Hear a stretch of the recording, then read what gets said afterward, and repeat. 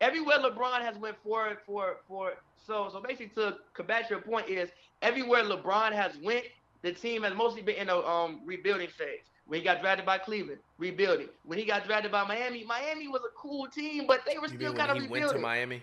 Go ahead. Huh? You Yeah. said when he got drafted by Miami, but when he went No. to Miami, go Well, ahead. Go well, ahead. Go ahead. well. Yeah. And then even when he went back to Cleveland, it was quote unquote built around Kyrie, and that's why they had to rearrange some pieces because he went there. It was being molded around Kyrie, but Kyrie wasn't yet great enough that it caused that much friction for LeBron to switch it over and make it his, and he's just better than Kyrie anyway. And Kyrie's they not had great to. enough to lead his own team, but go ahead. I might agree with you there. And he came in and they had to switch some pieces up because when you have LeBron, you have to switch the offense a little bit. That's why I tweeted earlier what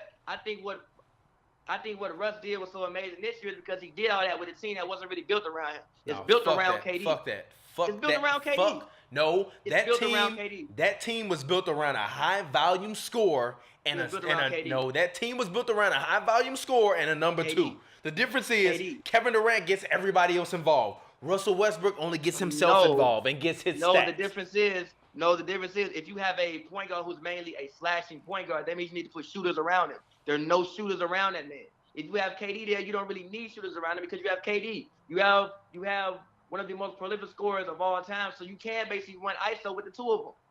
It don't really matter. But basically, back to the whole point of that doesn't mean Steph Curry is a better basketball player than KD. That just means KD has to come in and fit in because the team ain't built around you, bro. We won 73 games without you. So basically, you came in to fill a role. Ain't like they won 43 games. You like, all right, we may have to readjust some things for KD. No, we won 73 games. We don't fucking need you. They could have signed. You could put listen. You could put Otto Porter. No, dead ass. You could put Otto Porter on the Warriors, and they would still be the Cavs, and they wouldn't be in 7 because Otto Porter would knock down open shots, unlike Harrison Barnes. Continue. No, literally, you could insert millions of other people in the NBA on the Warriors right now, and they would do the exact same thing they doing. They just happen to insert KD. So no, you can't be first. So no, you can't be the main guy because we already got a good thing going on, and you gonna fuck it up. I would agree with you only if LeBron James hadn't gone and played with Dwayne Wade, and Dwayne Wade realized, damn, I might have kind of be near his level. No, but he wasn't. When it comes no, come on, he wasn't. Yes, at that time he was. Dwayne Wade is still, regardless, top 3 shooting guard of all time. Who you putting over him? Other than Kobe and Mike. But at that time he wasn't near LeBron's level. That and the fact that so many people I disagree with that. He wasn't. To me, at that point in time, they were both top 50 players. And actually, fuck that. Take that back. You out of your goddamn mind. Fucking D-Wade had a ring at that point in time, and he was the man on that team with Shaq. With fucking That's Shaq. Cool. No. That's cool. No. But listen, bro. You being hella disrespectful to D-Wade right now. No. You being hella disrespectful to D-Wade, dog. You so disrespectful to D-Wade. I'm so sick of you motherfuckers out there being disrespectful to D-Wade. No, Honor D-Wade, man. Stop that game, man. Come on, bro. Listen. Can you listen? Come on. It seems like, can you listen? It seems like when Shaq. Listen, man. It seemed like when Shaq went to Miami, he was like, "Yo, this is D-Wade. It's built around D-Wade. I can't be the man here." But 4 years later, when LeBron comes, you kind of in a rebuilding process. Like who was on Miami? You had Michael Beasley, who was on Miami. Yeah, but it was still Dwayne Wade's franchise, though. Built around. Look, the franchise wasn't really built around anyone because they were rebuilding. You wild. So like you just assimilate LeBron right in, and LeBron is the best player. You wildin'. Huh? You wildin'. Because honestly, before LeBron went to the Heat, I love the Heat because Dwayne Wade is my favorite player of all time. But in the years that they were rebuilding on the Heat, when LeBron went there, every fucking body in their mama still knew that was Dwayne Wade's team. The problem was when a player that is considered to be better than you comes to your team, you're supposed to succeed because okay, well damn, and not succeed in the sense of like go above. You're supposed to succeed the role and be like, you know what, you the guy. Dwayne Wade made the right rule. The problem was Steph Curry at the first half of the season was like, you know what, KD, I understand that I'm the unanimous MVP. I want to get you your shots. I still feel like you probably are an all-around more talented player than I am, and we feel like we can make you work within this system.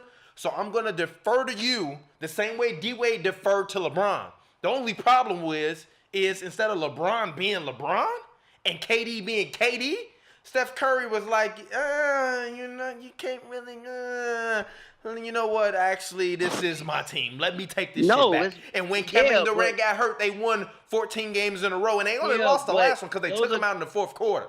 Yeah, but those are completely different scenarios. That's not that different. It's not that different. You still have one dominant alpha male personality and considered to be a top. Was D-Wade not a top 5, top 10 player in the NBA at that time? Yes, but listen, bro. The franchises were at completely different ends of the spectrum when both people came there. When LeBron went to the Heat was a mediocre team. Like, they were a team. And it was LeBron James' team the very second on the court. It was LeBron James' team the very second he got there. And also, D-Wade and LeBron aren't that much different of a player. They're kind of sort of the same guy. LeBron just a little bit taller. So it's not even that hard to mold the team around LeBron. You don't have to switch everything else.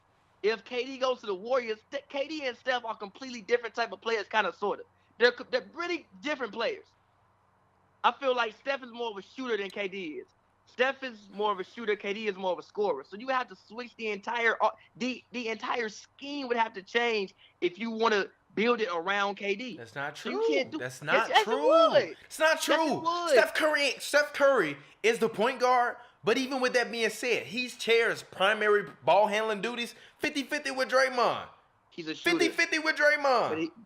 But 50-50 with Draymond. He's fucking setting down screens and picks and coming up and getting threes. Can you listen? Can you listen? If you want to build a successful team around Kevin Durant and not mess up that chemistry, you would have to switch a lot of things around. You can't drop KD in that offense and say, all right, now run the same offense. No. You can drop LeBron on Miami and say, oh, yeah, run the same offense that D-Wade was doing, because they aren't that different of a player. Remember the main issue when people went there, they was like, oh, well, there's no shooting. Both of them play the same type of game. Both of them are slashers. How are they going to make this work? That was the main issue, because they were the same type of players. So with that being said, if you're the same type of player, you don't have to switch that much around to make it work, to make it his team. KD and Steph are different players. So if you put KD in that offense, you got to switch the whole offense around to cater it around KD. I disagree with that, but we can move on, because I literally disagree with that. You would. No, you wouldn't. Because I don't think what you understand is that the same plays that they used to call for Harrison Barnes, they call the same plays for KD. The only difference is, the only difference is when Steph Curry or Klay Thompson goes out of the game, you leave Kevin Durant on the floor and you say, KD, all the shit you used to do when you went ISO and you was going crazy, it's your team right now for 6 minutes. They run a completely different offense because they run a completely different offense. When Steph Curry and Klay Thompson aren't on the floor. Exactly. But when Kevin Durant But when Kevin Durant is on the floor with them, the same offense they were running last year, they're putting him into those plays because he succeeds in those plays. If you got a guy that's an MVP candidate that you can leave in with your second unit. Can you listen? The whole thing I'm saying is that KD and Steph are such different types of players that if we have built a successful thing around Steph, all we need KD to do is come here and fill a role. That's all we need from you. Fill a role. You can't come here and switch everything up because we about to switch our whole schemes up if you want to build a team around you, because it's not built for you. The scheme had to be completely different. I disagree with that. Completely different. I still disagree with that. No, we can move on. KD is not the main guy on Golden State. He can't be.